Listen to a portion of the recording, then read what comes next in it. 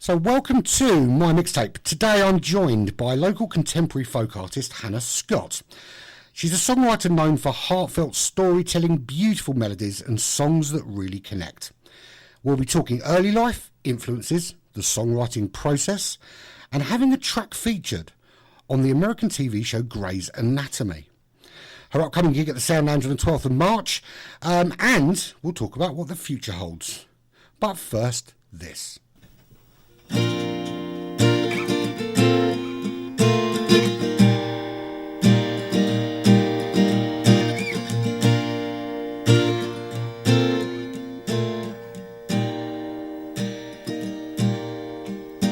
A grin across my cheeks and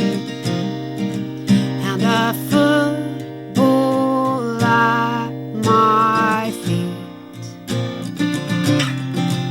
and the grass that stained my knees cradled all my childhood dreams. Can I keep on dreaming if I play one more time with feeling? My childhood house calls for me now. My threads are wound through my childhood house. These fingers learn to feel at my old piano's keys, and the music slow and sweet sang of all my childhood dreams.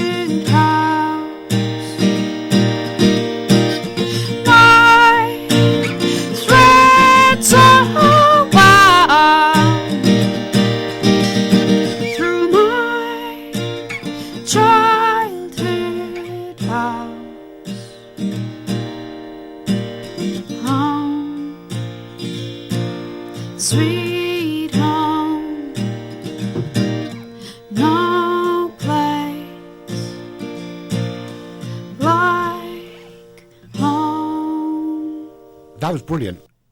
Thank you very much. What was the song? It's a song called Threads, and it's the title track of my forthcoming EP. Awesome. When's the EP out? EP is out in June. We will do that again. Now, let's start at the beginning, Hannah. When did music first enter your life?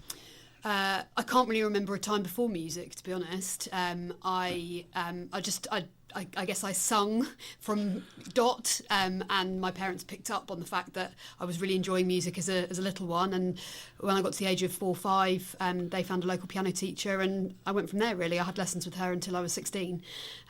First picked up a guitar at 13, when classical music was, that age, kind of not cool anymore. Yeah.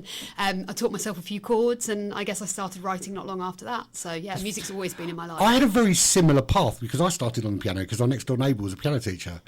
And I think it was 11, I got given a guitar, and it sat on top of my wardrobe until I was 12. And then I kind of hit that, and at the time, I think Use Your Illusion came out from Guns N' Roses. Right. And that kind of changed my perception of music. Yeah. So that's when I kind of trailed off the piano and kind of picked up the guitar. Yeah. I've never lost the love for the piano. I write on the piano. I perform on both.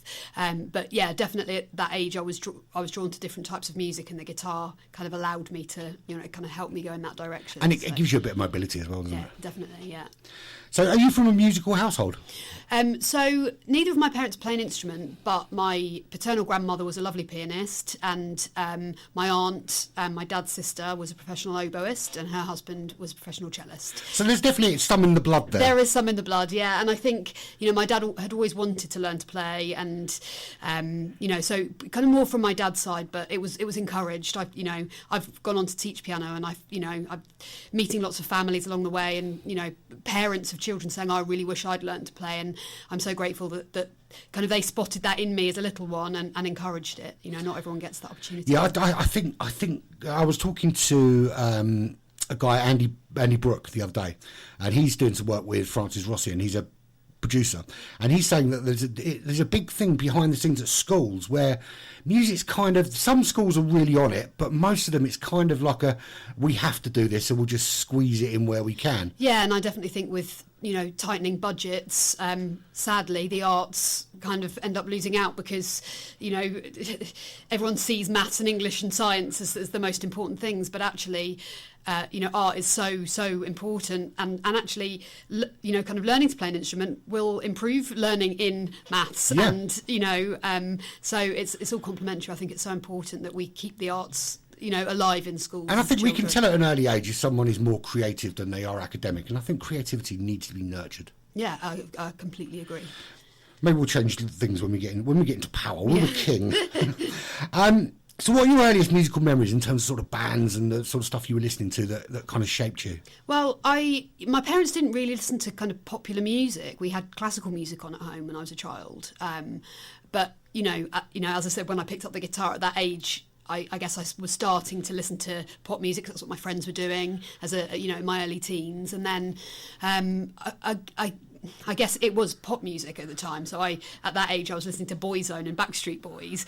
But then by the time I was maybe 15 or so, I was starting to discover music that I actually really liked. And that, it started out really with the kind of American folk rock, folk pop bands like Counting Crows, Matchbox 20, Goo Goo Dolls, that kind of thing. And that's really where I guess the root of my music lies, actually. Because there is, to your music, I mean, it's very folk, but there's a kind of Americana kind of tinge to your music. Yeah, and I always kind of aim for strong melodies and lyrics that have something to say, and I think that stems from my very early listening. So, when did you first start writing songs? When was your first one? First song from top to bottom, I think I was about 15. Yeah, it's terrible, but I think I wrote about 40 before I wrote a good one. But it's like anything, isn't it? Well, I suppose the fact that it must be in you, because if you got to 40 and it wasn't until that stage you were like, okay, I've actually written a good one now. It shows you're very critical, but also persistent. Yeah, although I think maybe as I look back now at those first 40 and I say, okay, it took me 40. But at the time, I probably thought they were good, because I was 16 and I was writing songs. But, I guess like anything, I mean, the whole 10,000 hours thing, you have to do something a lot before you can do it well, don't you? Absolutely. So. Is there anything from any of those songs that you've taken out and put in more recent stuff? Do you know what? I haven't, although I'm sure there are some chord progressions that I used in the early days that have ended up, somewhere down the line, not consciously. But well, that's the thing. There's a finite amount of chords. There's only a finite amount of chord progressions you can use. Exactly. Yeah. Which is why I find it quite crazy when you've got all these artists suing because you copied something. I mean, if you out and out copy it, I get that. But how can you copyright a chord progression? No, well, yeah. As you say, there are only so many, aren't there? Yeah, exactly. Now, was there a particular moment when you realised music could be more than just a hobby? Was there like a light bulb moment, or was it over a period of time? Yeah, maybe over a period of time. I think I kind of always did it for love, and then I actually studied languages at university. I didn't study music, and towards the end of my degree, I spent a year abroad as part of my degree, and I spent 9 months in rural Tuscany, and it was amazing. And I spent 4 months in Monaco, and it was not as amazing, although it sounds like it should be. Yeah. But I'd left a place that I'd really fallen in love with behind when I left Italy, and that year was really quite formative in my writing. So I spent quite a lot of time on my own. I was living on my own for the first time, and I spent a lot of time making music, and that was the year where I thought, okay, when I finish, I'm going to go back and finish my degree, and then I'm going to give music a shot. Was the idea. I'll go and do it for a couple of years and see what happens, and if it doesn't work out, I'll get a proper job. And 20 years later, I'm still making music. But to be fair, making music's a proper job, right? I know it is, and that was my my view of it, I guess, in my early 20s. And now this is my work, alongside other things. It's not a full-time living, because you kind of recording and releasing music is very expensive unless you can do it all yourself. Yeah. And touring as well. Sometimes I wish I was an author, a writer. All you need to make a book is your laptop. Obviously you've got printing costs and stuff, but yeah, to make an album is it breaks even. Should we put it that way? I think the other thing as well about making an album is that when you've released it, it's your baby and you love it, and you kind of expect everybody else to love it too, right? Yeah, I think as I've kind of released more and more music, I've understood that I have a certain reach at this point in time. That's not to say that that's the only reach I'll ever have, but my expectations now are not quite maybe what they were when I was first releasing, and that's fine. It means I'm kind of not setting myself up for disappointment, because I don't have these huge expectations that then releasing as an independent artist I don't fulfil. Now I'm really happy to go out and tour and chat to people and sell my merch at the end of the gig if they'd like to buy it, and that fulfills me. So absolutely. Are there particular songwriters you admire for the way they tell stories? There've been a few over the years. I'm sure a lot. I mean, kind of going back, Joni Mitchell, obviously, she was is a brilliant songwriter and storyteller. Someone I listened to quite a lot in my 20s was Ben Folds.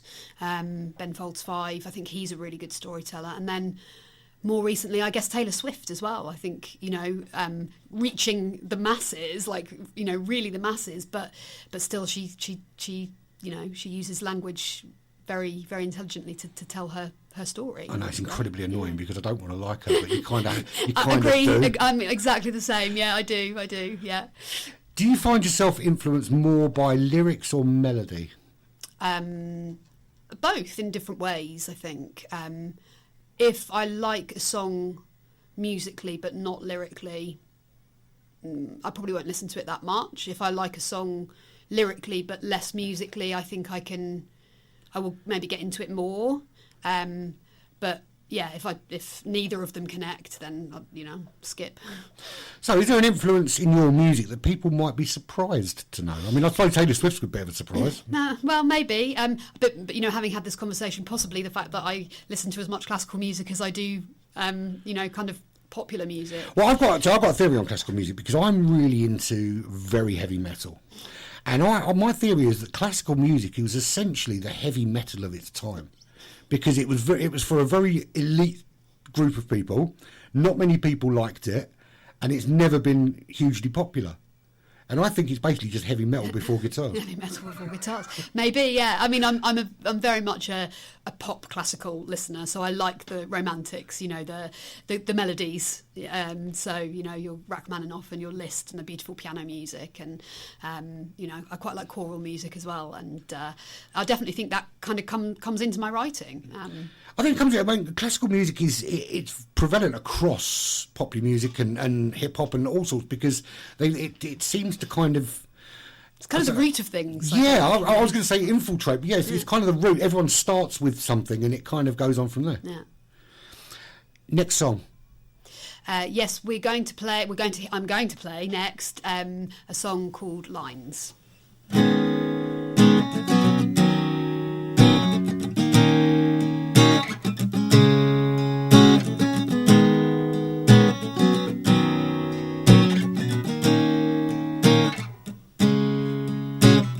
Time writes lines and they cover my body. Take the time and I'll tell you my story. Empty rooms to the richest tapestry, silent days to the finest symphonies. Grant me lines upon my face and hair that grows from blonde to grey, and I will age without complaint. Hold my gaze on the face in my mirror, watch it change till I've never seen clearer. I won't hide all the years I've been given. All that time would be better spent living.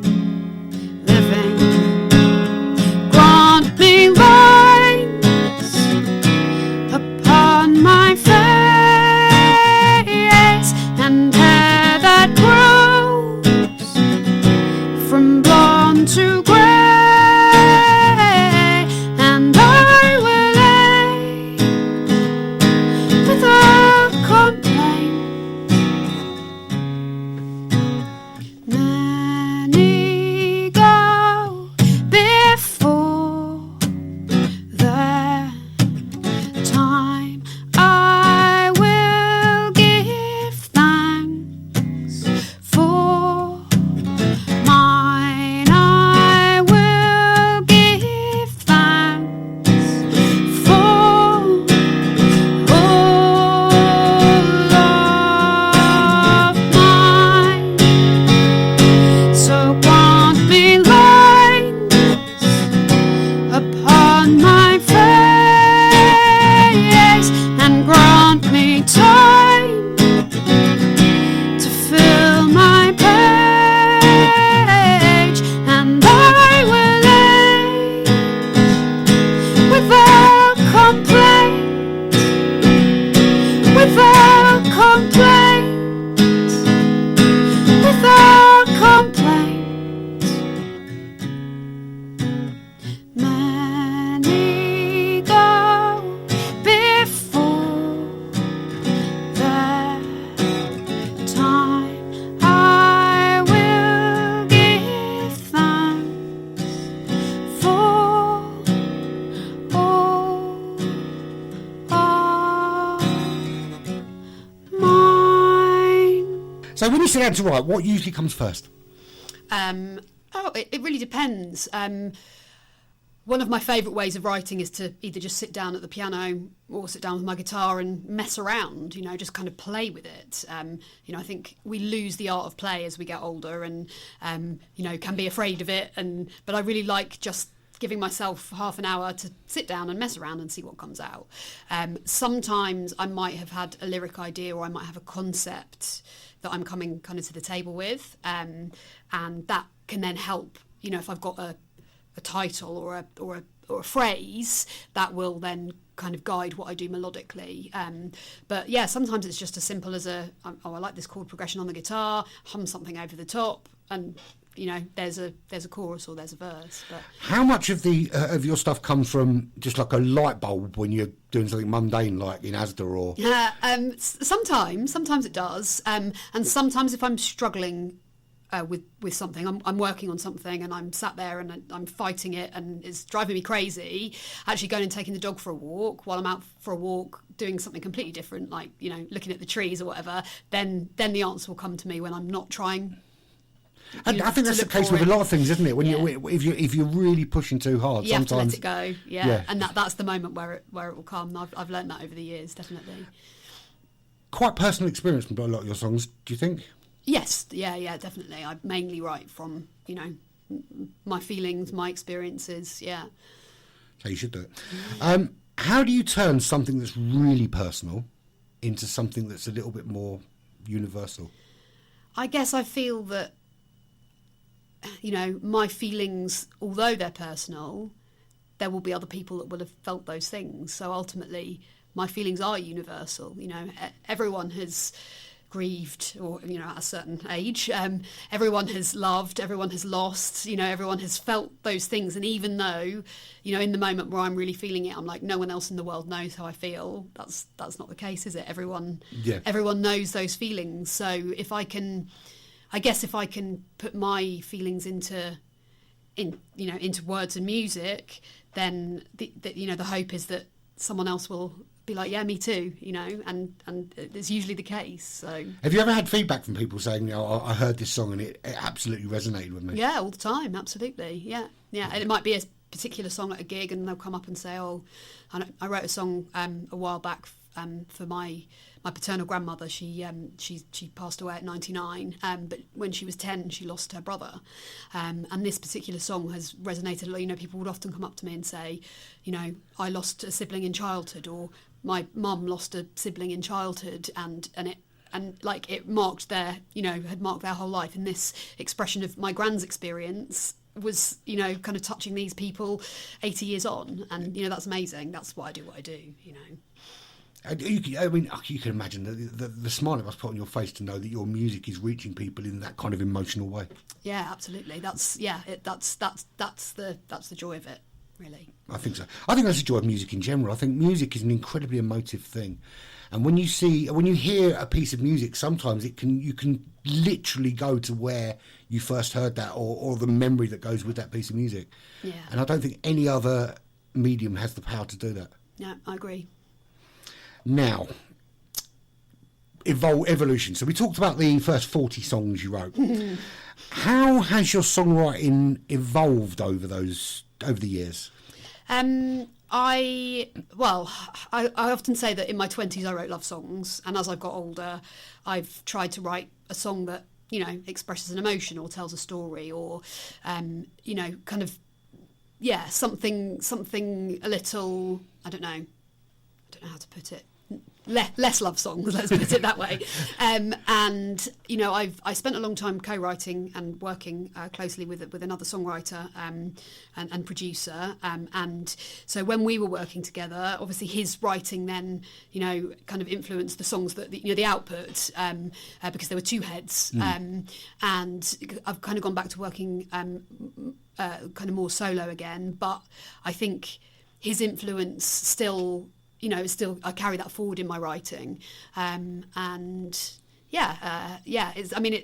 definitely kind of it's matured, and but I still feel like the root of what I always set out to do, which was melody, words that mean something. I hope that I kind of maintain that as I go forward. So you're quite pleased. You could, some artists never. It takes them ages to find their identity. So do you feel you got your identity quite early on? Not necessarily. No, I feel like that love song period Hannah was not that, like, maybe I wrote some nice songs, but that wasn't kind of my, I don't know, what I was meant, they weren't the songs that I was kind of meant to become known for, I think, whereas I feel like the songs that I'm writing now and have released in the last kind of couple of years, that's where I should be. That's what I should be doing. First album, how did you feel on the day you'd finished it and it went out?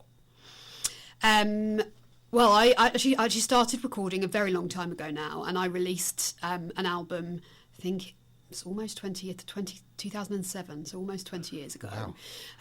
That album doesn't really see the light of day unless there are some particular hardcore fans that say, Hannah, I'd really like all your back catalogue. So that's not available to listen to. But when it was finished, I guess it took quite a long time to make it, and so there was an element of relief, an element of excitement, and being like, okay, I can now take this forwards, and I've got something to put out into the world, and I can use this to go and gig, and kind of spread the word. So yeah, excitement really for what was to come, and kind of going back a little bit to what we were talking about earlier, probably a level of expectation, and so now when I release, I still have that excitement, and I still have that, this is something that I've worked really hard on, and I'm kind of putting out into the world, but I've made it, I let it go, and I see what it does, and I don't have that quite that level of you sort of don't pin all your hopes on Wembley Stadium. Exactly, yeah. There are other satisfactions to be found in life as well. I've figured that out as I've got older. So. But I think with music it is, particularly if you listen to a lot of indie artists and local artists, I don't think there is very much that separates those that end up playing Wembley Stadium to those that end up playing Sound Lounge. I have to agree. There's, people have said to me in the past, why hasn't it happened for you? And I'm like, well, maybe it just hasn't happened yet. But okay, let's be honest. I'm now in my early 40s, so Wembley Stadium is unlikely. But I think it's partly a personality thing. I don't think I'm particularly good at kind of pushing myself forwards, and I think I found networking quite difficult over the years. And I think actually, if you're an artist that kind of puts yourself in those right places and meets those right people, those doors are then open for you. And I haven't found that particularly easy. And but I still make music that I love, and I will continue to do it. And I've found peace with that.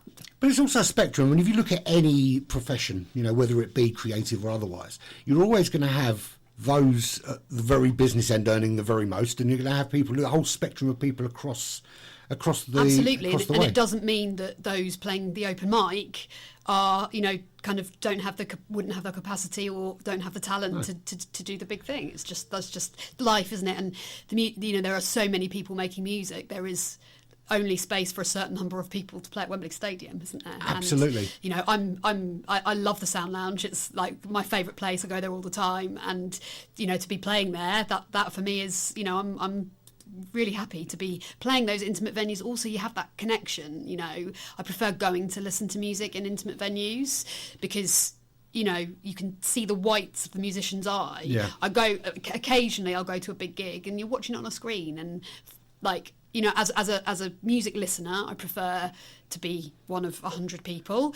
And as an artist, actually, probably, I've never played at Wembley Stadium. I have played to audiences of 2,000, and it was amazing, but it was so different to that connection you feel in a room like the Sound Lounge. You lose Lounge, the intimacy, don't you? Exactly, yeah. I found as well. I've seen big bands at Wembley. I saw Bon Jovi and AC/DC and Foo Fighters and people like that, but you just felt so disconnected from the artist. And actually, I thought I'd probably rather sit at home and just listen to the CD. Yeah, and you pay £200 for the privilege, and then you can go to the Sound Lounge and pay £12 and see amazing music, and then you can chat to the artists afterwards and buy them a beer. I think it is a massive difference, and I think this new levy on tickets, I think it's a brilliant idea. Absolutely, yeah. I'm not quite sure that £1 on an £800 ticket for Harry Styles is proportionate, but at least he's doing it. It's a start, isn't it? And let's just hope that money filters down and saves some of our local venues that are disappearing at the rate of knots, quite frankly. It's insane. It's your crazy. Ed Sheerans will no longer exist because they won't have venues to cut their teeth in. Yeah, and my big worry as well is that music is going to change into 30-second segments because it's all being discovered through TikTok. And I think a big example actually is Benson Boone. So Beautiful Things. Yeah. 35 seconds of that song is brilliant. The rest of it is meh. And he's got huge off the back of that 35 seconds of music. Yeah. And I do worry that that's the way music's going. Well, I mean, you know that with teenage children. I've got two stepsons, they're 9 and 8. Their choice of TV is YouTube, and it's YouTube Shorts. And you sit them down to watch a film or a series, they're like, oh, I just want to put YouTube on. And it's the same. They're like, they've kind of got used to that short form. I'm never going to write 30-second songs, so but it's fine. My audience is, I'm older, and my audience is not teenagers, I guess. So eventually they will be. Now, next song. Yes, now I'm going to play a song called Skimming Stone.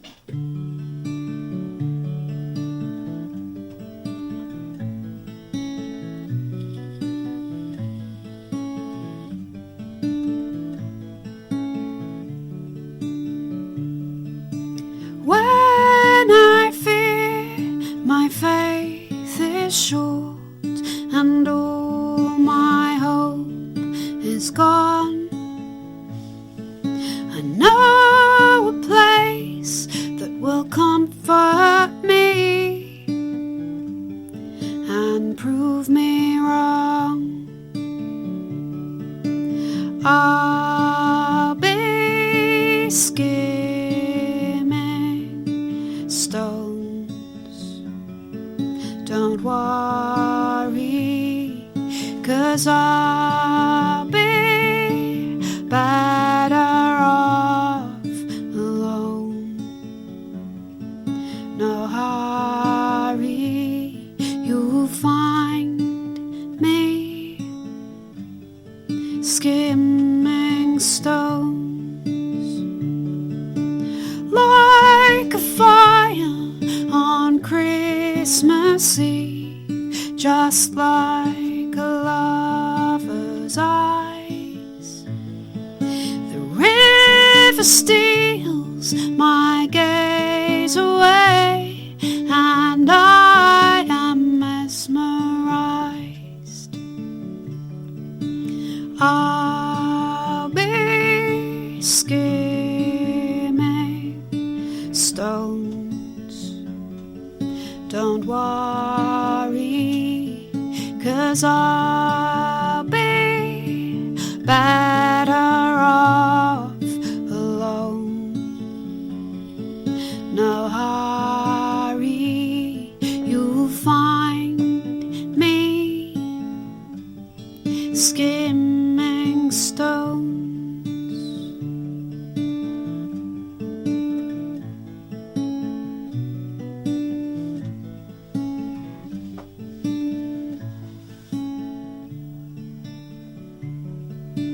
When I fear the morning light, the dimming of the day, I go to a place that will comfort me and cast my fear away.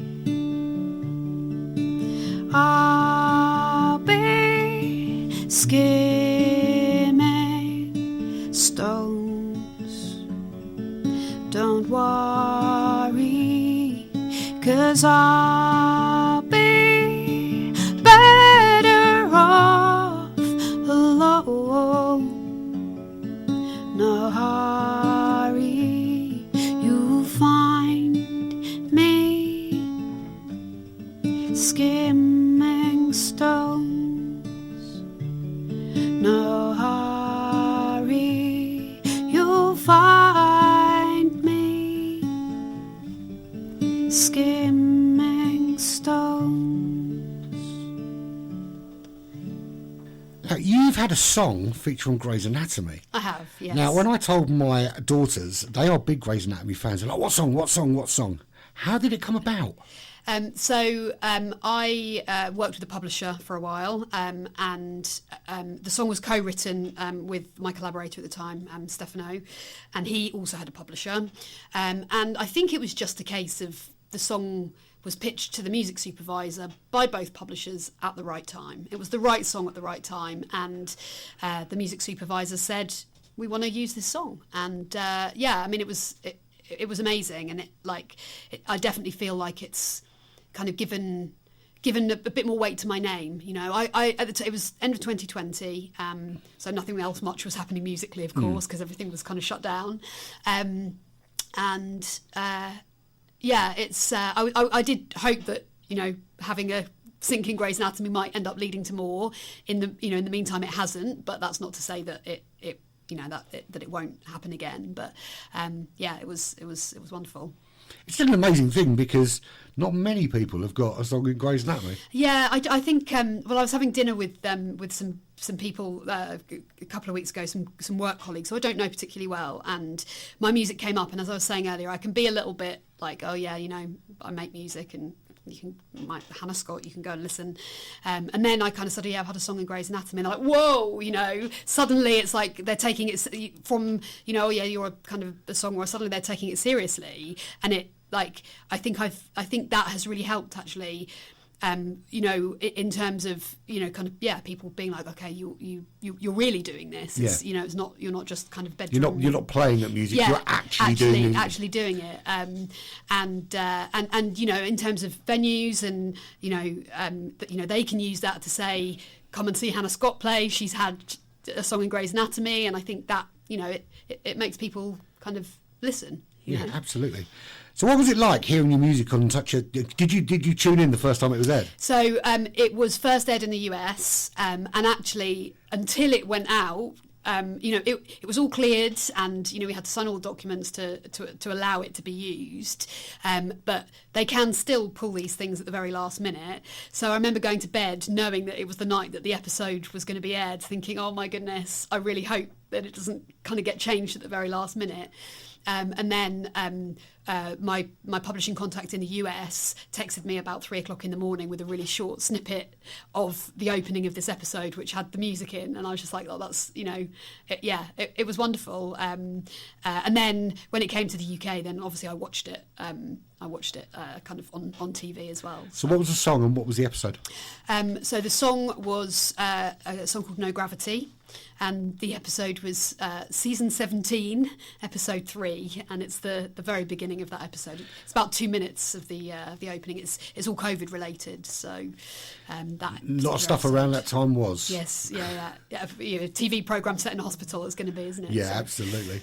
Because that was a difficult time for musicians, because there were a lot of musicians that COVID kind of ended their path. So it must have been quite difficult for you to then pick it back up and. Yeah, I mean, I definitely had a nice run of gigs, kind of organised some festivals and things for 2020. Obviously, it all got cancelled, but I think I felt at the time I felt quite lucky because I wasn't quite at the I wasn't at the stage where I was a touring musician, and I was teaching piano and as well, and thankfully the school that I worked in set everyone up so that we could work online, and all of my private students, I think bar one, agreed to come and carry on lessons online. So my teaching work continued. So financially I was secure, and most of those gigs then kind of just got pushed back.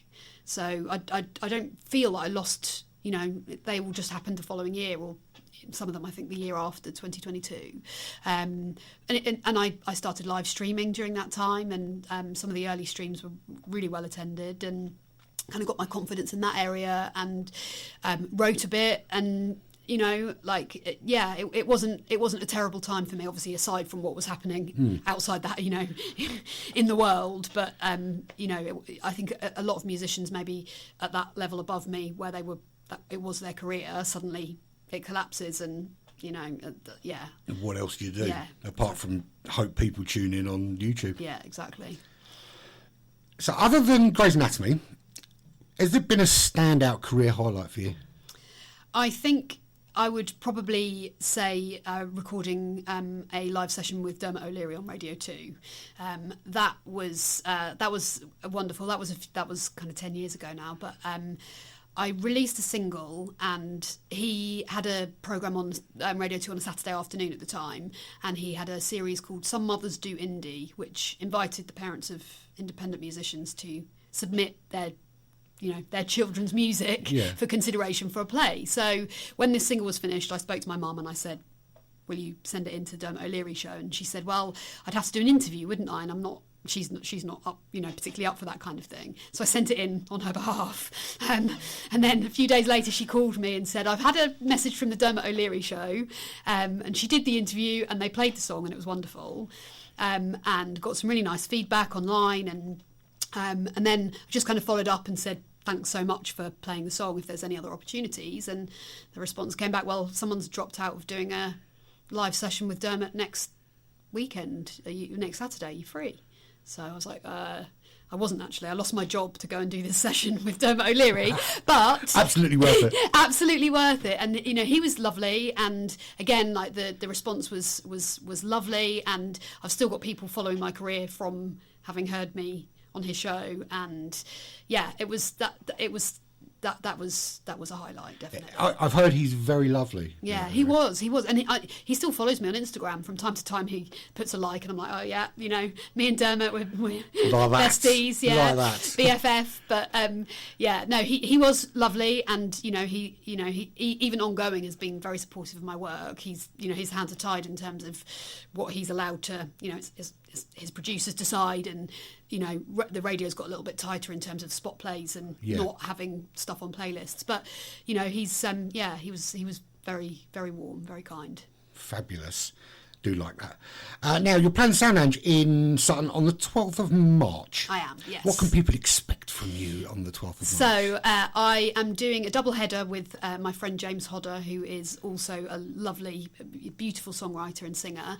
And so we're going to do two sets. He's going to join me for a couple of songs. I'm going to join him for a couple of songs. We might even play one that we've written together. And I am going to be playing songs from my forthcoming EP. In fact, the first single comes out on March the 13th, so the following day, which is In Your Light, which we're going to hear shortly. So it will be songs from the EP and songs from the album. I'll get them to pull their lovely piano out, and looking forward to that. So what do you love most about performing live? It's that connection, right? Yeah, it's the connection. Sometimes I wonder whether I enjoy chatting to people afterwards as much as I do actually being on stage. It's definitely feeling like the room is with you, when you're on stage, and then having that connection afterwards. So there'll be some new material at this gig, because it's obviously stuff from your new yes EP. Yes, that's right. Is there stuff that you've never performed live coming out? So there's one song that I have. I recently did a writing session with Callum McCall, who is a very well known writer, half brother or step brother, I'm not sure. Half brother to Kirsty McCall, and we wrote, I think, a really good song. I played it. I live stream. I have a Patreon, and I live stream every couple of months for people who support me via Patreon, and I've played it on that, but I haven't played it in a venue, and I may well play this song. It's a little bit different. It's something that I wouldn't have written by myself, but I really like it, so possibly that song. Nice. Next song. So next song we're going to hear In Your Light, which is the forthcoming single.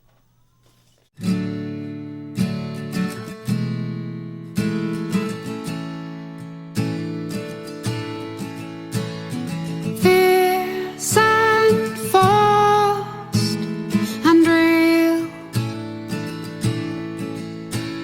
you taught me how to feel. There's no weakness in the way we love. It is fierce and fast and real. 'Cause we're just too alike to be anything other than mother and daughter and shoulder to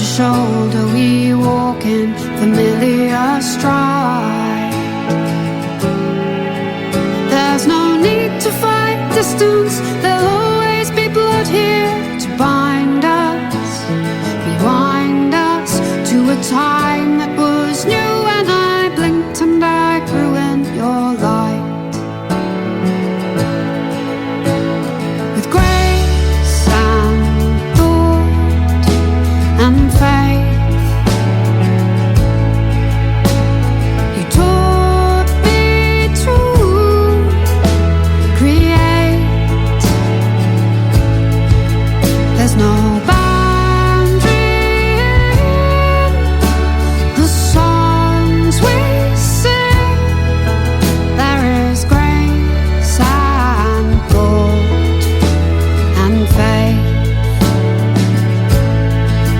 'Cause we're just too alike to be anything other than mother and daughter. Shoulder to shoulder we walk in familiar stride. There's no need to fight distance, there'll always be blood here to bind us, rewind us to a time that was new when I blinked and I grew in your light. And I chose this road, and I shout it loud. And I hope you're proud.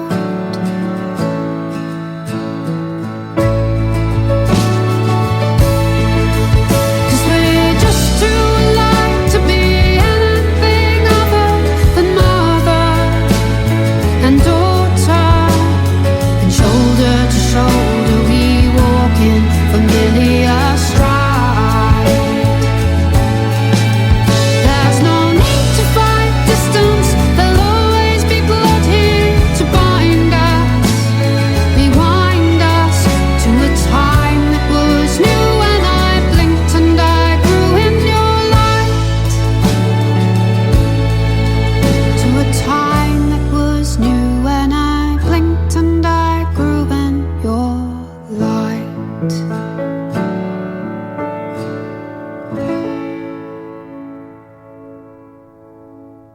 So that's your single from your new album.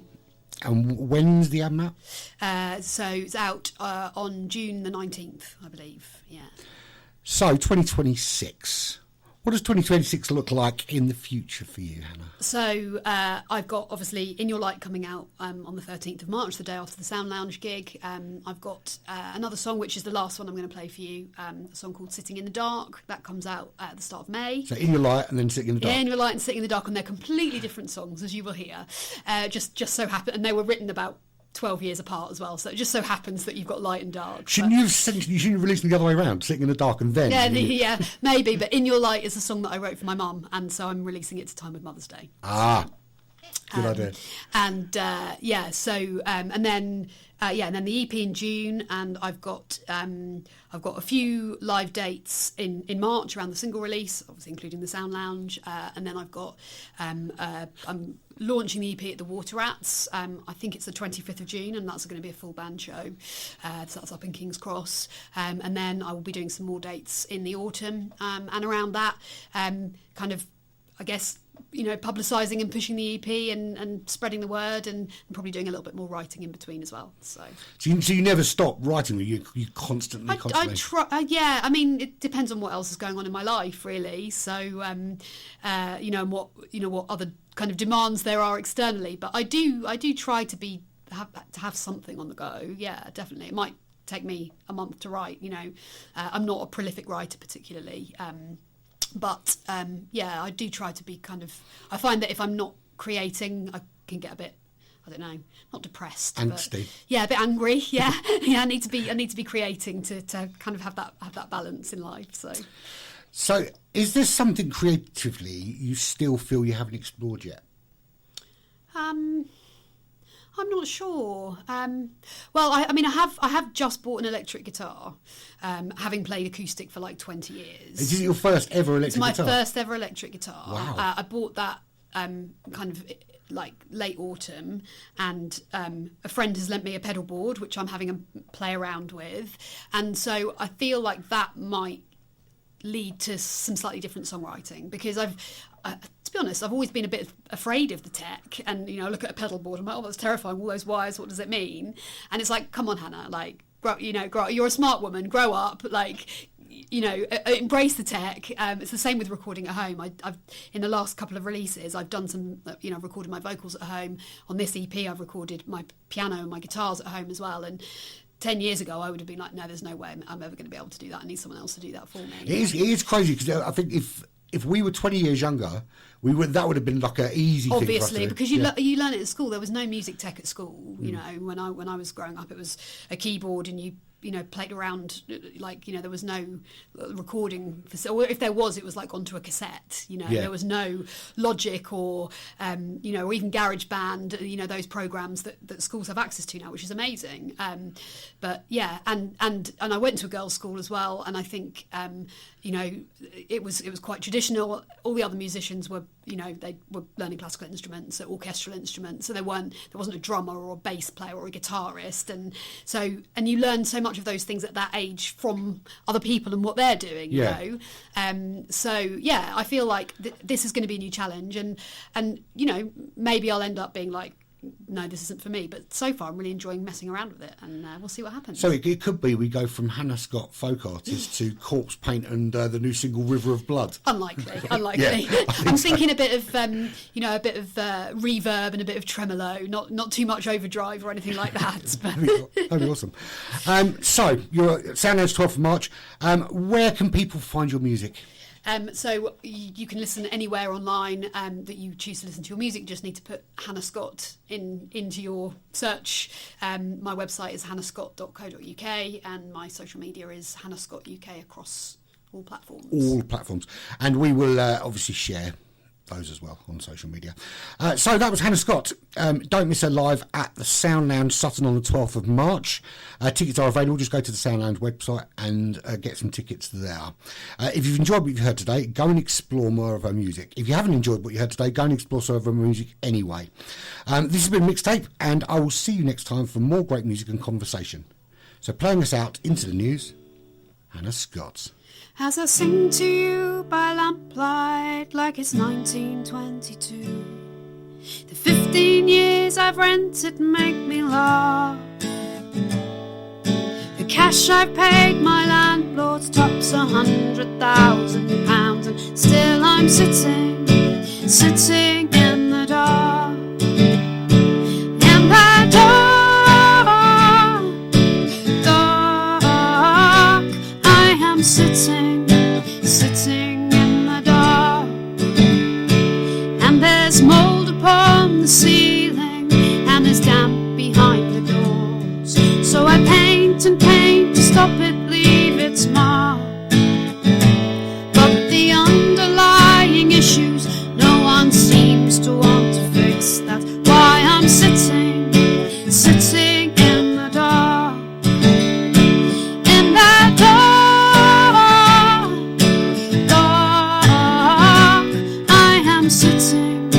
sitting in the dark. After 13 years of sharing, I got a small place of my own. It was meant to be a grown-up brand new start, but the furniture was broken, it was full of dirty stuff, and now I'm sitting in the dark. In that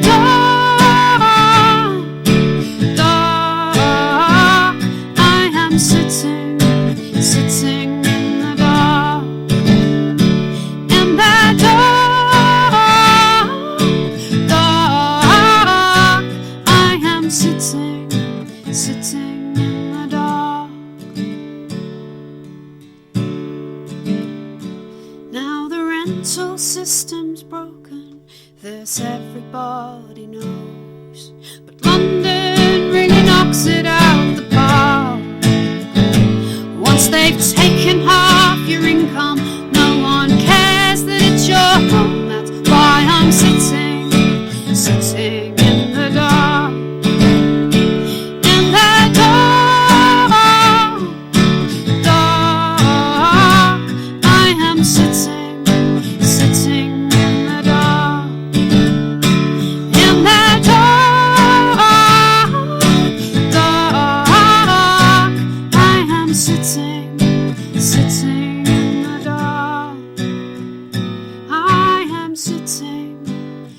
sitting in the dark.